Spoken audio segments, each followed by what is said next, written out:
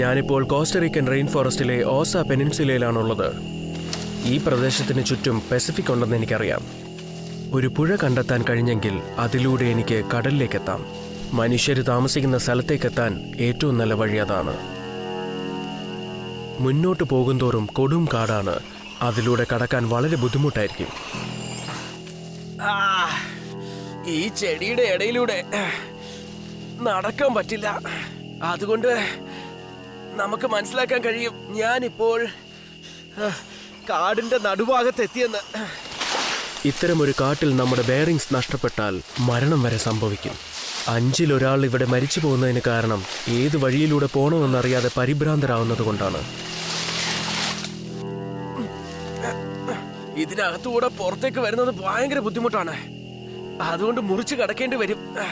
മാത്രമല്ല ഇവിടുന്ന് കാട് താഴേക്കാണ് പോകുന്നത്. അതിൽ നിന്ന് നമുക്ക് മനസ്സിലാക്കാൻ കഴിയും ഇവിടെ ഒരിക്കൽ മനുഷ്യര് ജീവിച്ചിരിപ്പുണ്ടായിരുന്നു എന്ന്. ഇവിടെ എനിക്ക് കടന്നു പോകാനുള്ള വഴി ഉണ്ടാവും. 10 വർഷം മുമ്പ് അമേരിക്കയിലെ മധ്യവയസ്കയായ ഒരു സ്ത്രീ ഈ റെയിൻ ഫോറസ്റ്റിലേക്ക് ഒറ്റയ്ക്ക് വന്നു. അവർ കാണാതെ പോയിട്ട് പരിക്കും പറ്റി. അനങ്ങാൻ പറ്റാതെ ഒരിടത്ത് തന്നെ പെട്ടുപോയി. സുരക്ഷാ അധികൃതർ 90 പേരുണ്ടായിട്ടും 2 ആഴ്ചയെടുത്തു അവരുടെ അഴുകിയ ശരീരം കണ്ടെത്താൻ. വലിയൊരു ആയുധമുണ്ടായിരുന്നെങ്കിൽ കുറച്ച് മണിക്കൂറുകൾ കൊണ്ട് എനിക്കിത് മുറിച്ചു കടക്കാമായിരുന്നു. ഒരു കത്തി മാത്രം ഉള്ളതുകൊണ്ട് ദിവസങ്ങളോളം എടുക്കാം.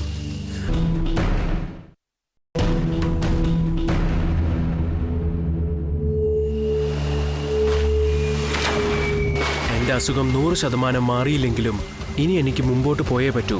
ആ പുഴയെ പിന്തുടർന്ന് കടലിലേക്ക് എത്തണം.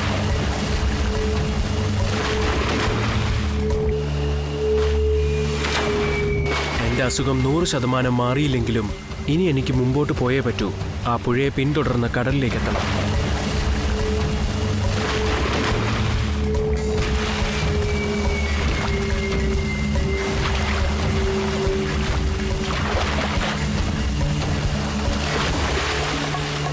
ഞാൻ എത്ര ദൂരം സഞ്ചരിച്ച് വന്നിട്ടുണ്ടെന്ന് എനിക്കറിയില്ല. പക്ഷെ ഞാൻ മുന്നേറുന്നുണ്ടെന്ന് ഞാൻ വിശ്വസിക്കുന്നു. ഇപ്പോൾ ഞാൻ ശരിക്കും അവശനായിരിക്കുന്നു.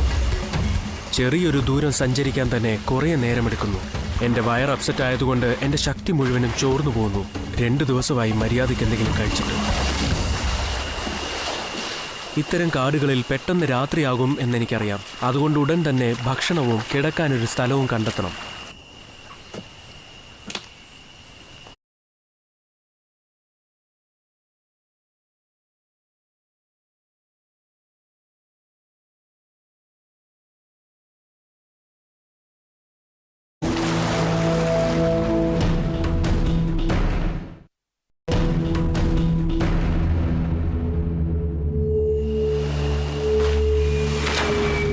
എൻ്റെ അസുഖം 100% മാറിയില്ലെങ്കിലും ഇനി എനിക്ക് മുമ്പോട്ട് പോയേ പറ്റൂ. ആ പുഴയെ പിന്തുടർന്ന് കടലിലേക്ക് എത്തണം.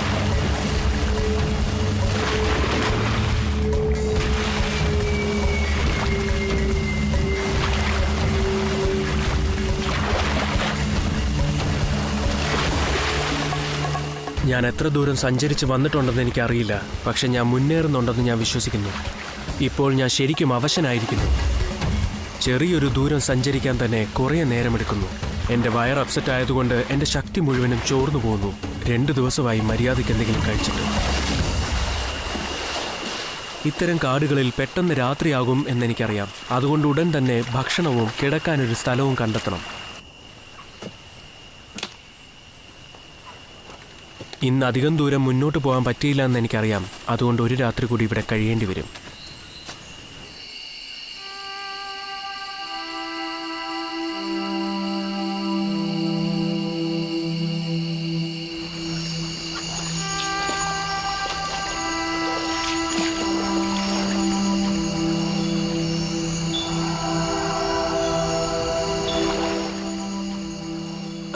ഞാനൊരു തീപ്പന്തം കത്തിച്ചു. ഒരു കുടിലും കെട്ടിയിട്ടുണ്ട്. പക്ഷേ കഴിക്കാൻ വേണ്ടി എന്തെങ്കിലും പിടിച്ചേ പറ്റൂ. ഇവിടെ കുറച്ച് മീനുകളുണ്ടാവും. ഈ സമയത്ത് മീനുകളെ പിടിക്കാൻ വളരെ എളുപ്പമാണെന്നേ. കാരണം ഞാൻ പിടിക്കാൻ ഉദ്ദേശിക്കുന്ന മീനുകൾ രാത്രിയാവുമ്പോൾ ഒരു സ്ഥലത്ത് വന്നങ്ങ് കിടക്കും. തീപ്പന്തം പിടിപ്പിക്കാൻ വേണ്ടി ഞാൻ എടുത്തത് ഒരു തടി കഷ്ണവും അതിനെ പാം ഫൈബർ വെച്ച് ചുറ്റി ക്യാമ്പ് റീസിനും ഇട്ട് ഇതിനെ അങ്ങ് കത്തിച്ചു. ഇനി ഇതൊരു 10-15 മിനിറ്റ് വരെയെങ്കിലും കത്തിക്കൊണ്ടിരിക്കും.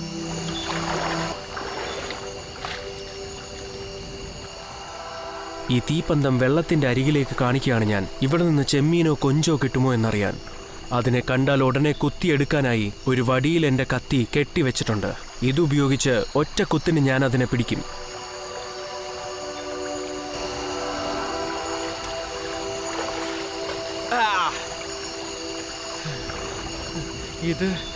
ഇതാണ് ഞാൻ ഈ കാട്ടിൽ വന്നിട്ട് ആദ്യം പിടിച്ച ജന്തു. ഇപ്പൊ സമാധാനമായി.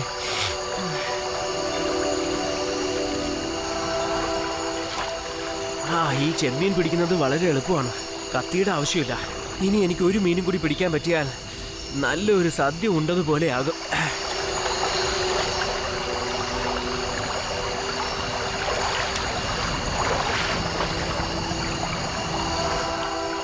അതെ, അവിടെ ഒരെണ്ണം പോകുന്നുണ്ട്.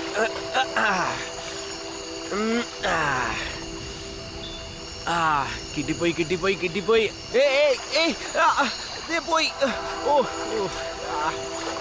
എനിക്ക് വിശ്വസിക്കാൻ പറ്റുന്നില്ല. സത്യമായിട്ട് വിശ്വസിക്കാൻ പറ്റുന്നില്ല. എനിക്ക് കിട്ടിയതാണത്. കത്തി വെച്ച് ഞാൻ അതിനെ കുത്തിയതല്ലേ. ഈ തീപ്പന്തോ അധികം നേരം കത്തി നിൽക്കില്ല.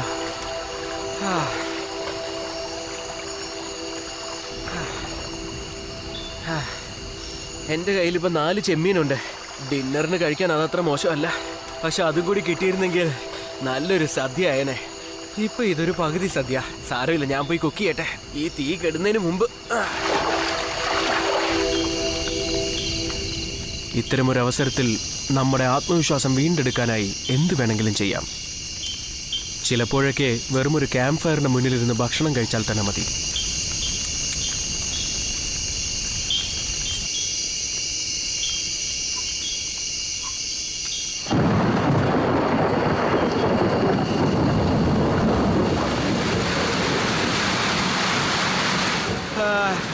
ഈ മഴ പെയ്യാൻ തുടങ്ങിയിട്ട് ഇപ്പോ 4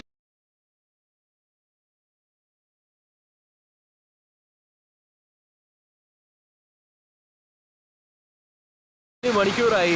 നിൽക്കുന്നില്ലല്ലോ ഇത്. മാത്രമല്ല ഇടിയും മിന്നലും ഉണ്ട്. എൻ്റെ കയ്യിലുള്ള എല്ലാ സാധനങ്ങളും ഇപ്പൊ മുഴുവനായിട്ടും നനഞ്ഞു പോയി. ഇത് ശരിക്കും നമ്മുടെ ആത്മവിശ്വാസം തകർക്കുന്നതാണ്. എൻ്റെ കുടില് കുറച്ചു നേരത്തേക്ക് പിടിച്ചു നിന്നു. പക്ഷേ കുറേ നേരമായിട്ട് ഞാൻ ഈ മഴയത്ത് നനഞ്ഞുകൊണ്ടിരിക്കുക.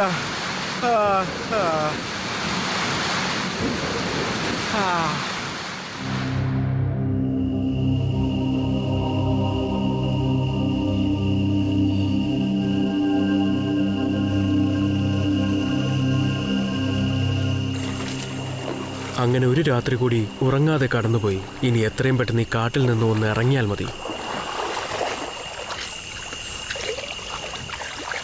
കഴിഞ്ഞ 1 മൈൽ ദൂരത്തിൽ ഈ പ്രദേശം വല്ലാതെ മാറിയിരിക്കുന്നു. പരന്നു കിടക്കുന്ന പ്രദേശമായതുകൊണ്ട് പുഴയുടെ വലിപ്പം കൂടി. അതിൻ്റെ തീരത്തുകൂടെയാണ് ഞാൻ നടക്കുന്നത്. വെള്ളം കെട്ടിക്കിടക്കുകയാണ്. ഇപ്പം ഞാനൊരു പുഴയുടെ തീരത്തുകൂടെയാണ് നടന്നുകൊണ്ടിരിക്കുന്നത്. ഇത് തീർച്ചയായിട്ടും എന്നെ കാട്ടിൽ നിന്നും പുറത്തിറക്കും. ഇവിടെ നിന്ന് ഈ വെള്ളം താഴേക്കാണ് ഒഴുകുന്നത്. ഇതിലൂടെ പോയാൽ ഞാൻ തീർച്ചയായിട്ടും ഒരു ഗ്രാമത്തിലേക്കോ അല്ലെങ്കിൽ കടലിലേക്കോ എത്തും. ഇന്ന് രാത്രി ഞാൻ ചിലപ്പോൾ ഒരു ചൂടുള്ള പ്രദേശത്ത് ഭാഗ്യമുണ്ടെങ്കിൽ എൻ്റെ വീട്ടിലേക്ക് എത്തിയേക്കാം. പക്ഷെ അതിനു മുമ്പ് എനിക്ക് ഈ പുഴയുടെ അപ്പുറത്ത് കടക്കണം. അതിനുള്ള ഏറ്റവും നല്ല വഴി റാഫ്റ്റിംഗ് ആണ്. അതാണ് ഞാനിപ്പോൾ ചെയ്യാൻ പോകുന്നത്. ഒരു റാഫ്റ്റ് ഉണ്ടാക്കാനുള്ള ഏറ്റവും എളുപ്പ വഴി ഞാൻ നിങ്ങൾക്ക് കാണിച്ചു തരാം. ഈ റാഫ്റ്റ് മുങ്ങാതെ ഇരിക്കാൻ സഹായിക്കുന്നത് ഈ മരമായിരിക്കും, ദ ബാൾസ. ഇത് മുറിക്കാൻ വളരെ എളുപ്പമായതുകൊണ്ട് ഇതുപയോഗിച്ച് മോഡൽസ് ഉണ്ടാക്കാറുണ്ട്. ഒരു കത്തിയും കല്ലും ഉണ്ടായാൽ മാത്രം മതി ഒരു ബോൾസ മരം മുഴുവനായി മുറിച്ചെടുക്കാൻ. ഇത് ശരിക്കും എനിക്ക് കിട്ടിയത് ഭാഗ്യമാണ്. ഇത് കണ്ടാൽ നല്ല ഭാരം ഉണ്ടെന്ന് തോന്നുമെങ്കിലും ഇത് ശരിക്കും ഭയങ്കര ലൈറ്റ് വെയിറ്റ് ആണ്. ശരിക്കും ഞാൻ സൂപ്പർമാനെ പോലെ. ഇതിനൊട്ടും വെയിറ്റ് ഇല്ലാത്തതുകൊണ്ടാണ് പൊക്കാൻ പറ്റിയത്. ഈ റാഫ്റ്റ് ഉണ്ടാക്കാനായി മരത്തടിയുടെ തോല് ഞാൻ പൊളിച്ചെടുത്തു. ഇത് വളരെ സ്ട്രോങ് ആണ്, മാത്രമല്ല ഫ്ലെക്സിബിളും ആണ്.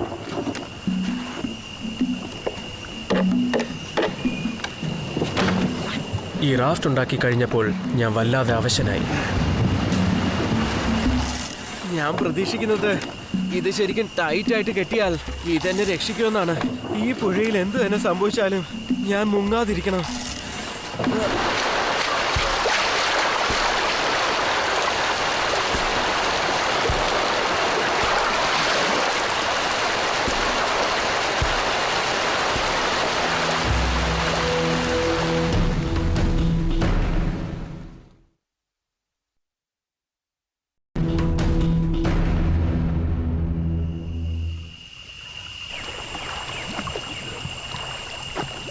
ഞാനിപ്പോൾ റെയിൻ ഫോറസ്റ്റിലാണ്. എന്റെ പക്കൽ ഒരു റാഫ്റ്റ് ഉണ്ട്. നടക്കുന്നതിനേക്കാൾ